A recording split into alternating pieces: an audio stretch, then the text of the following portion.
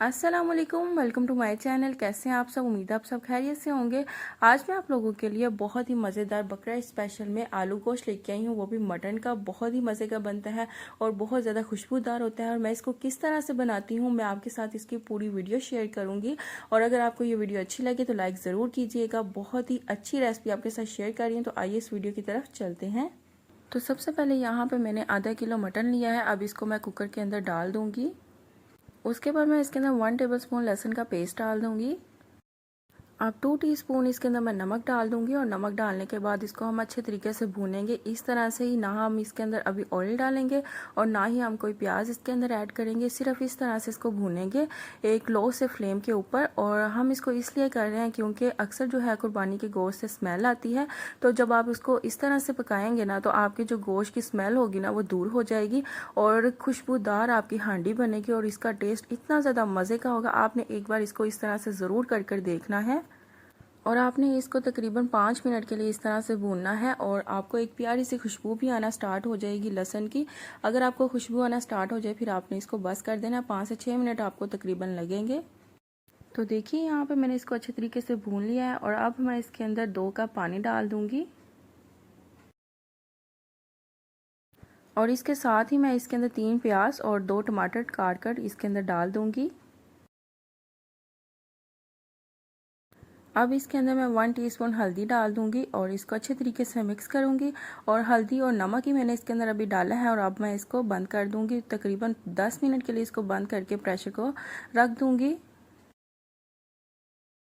10 minute हो चुके हैं। अब प्रेशर को मैंने बंद कर दिया और अब इसका हम ढक्कन खोलते हैं।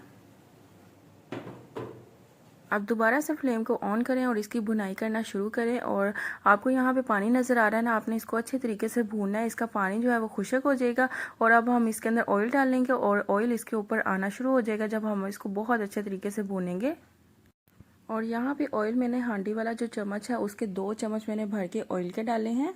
अब हम इसकी बहुत अच्छे तरीके से भुनाई करेंगे। और अभी आप सोच रहे होंगे कि मैंने इसके अंदर कोई भी मिर्च ऐड नहीं की और ना ही खुशक धनिया पाउडर ऐड किया है, तो अब हम इसके अंदर वो ऐड करेंगे।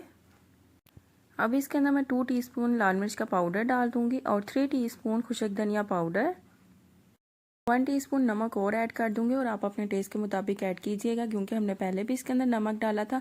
अब मैं इसको बहुत अच्छे तरीके से भूनूंगी और आप देखेंगे कि इसका ऑयल जो है वो ऊपर आना स्टार्ट हो जाएगा जैसे जैसे हम इसको भूनते जाएंगे और बहुत ही प्यारी सी खुशबू भी आना स्टार्ट हो जाएगी। 1 टीस्पून मैं इसके अंदर अचार गोश्त मसाले की डाल दूंगी और इससे बहुत ही मज़े का टेस्ट आएगा।